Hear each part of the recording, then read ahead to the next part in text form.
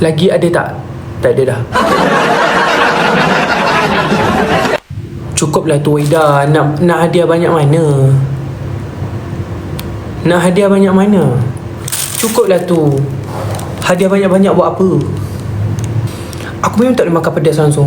Tak, masalahnya cerita dia macam ni. Aku order isi ayam. Okay, aku order isi ayam. Aku dah order original.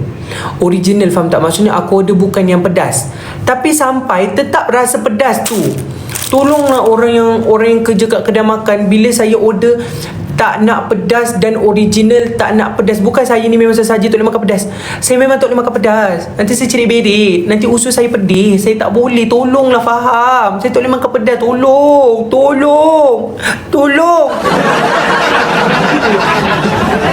Saya memang tak boleh. Tak boleh makan pedas. Tekak sedap makan pedas. Tapi perut tak boleh. Memang aku aku berak. Tak boleh weh. Tak, masalahnya mengganggu tau. Pagi berak, tengah hari berak, petang berak, nak keluar berak. Kadang-kadang sampai pedih perut aku ni nak tengah tahi tau. Lemah tak boleh makan pedas. Tengok Wahida. Nanti Tuhan tarik nikmat makan Wahida. Baru Wahida tahu. Nikmat makan, nikmat kelazatan tu jangan buat main Wahida. Wahida cakap macam tu kat orang.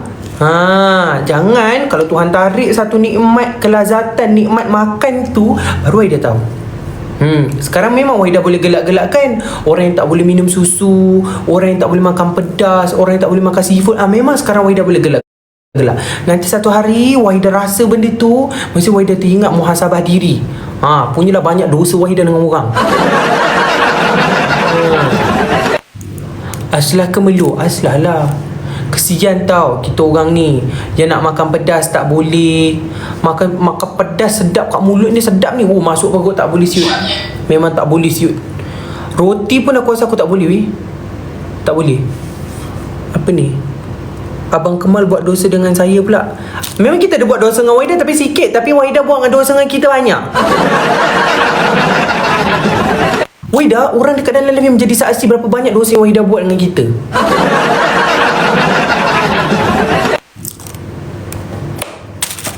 Wahida menyakitkan hati kita. Wahida shaming kita. Wahida kata muka kita lain depan-depan. Terbuku di hati ni Wahida. Biasa Wahida ni. Ya, kepada korang yang baru dekat sini, korang tak kenal Wahida kan. Korang macam okey lah, macam boleh ke money over lah dengan Wahida pun dia ni. Azizi. Yalah Azizi.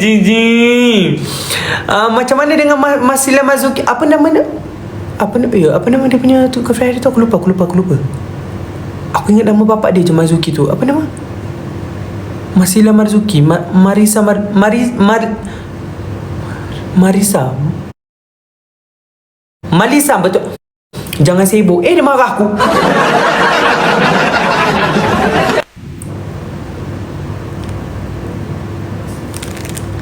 Azizi marah Ika Gang Noah. Ika Gang Noah ni ambil berat tentang Azizi tau. Azizi kata Ika Gang Noah sibuk. Azizi tahu tak Ika Gang Noah ni yang nyanyikan lagu Baik-Baik Sayang untuk Azizi, untuk Azizi mengingat kepada Maliza binti Marzuki. Dia nak naik badan. Abai kerang. Lepas ni jangan sebut sorry, ada masalah. Okay. Okay.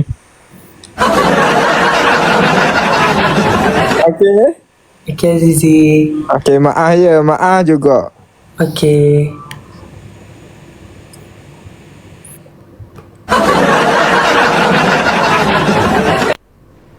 Salah korang bukan salah aku. Salah korang.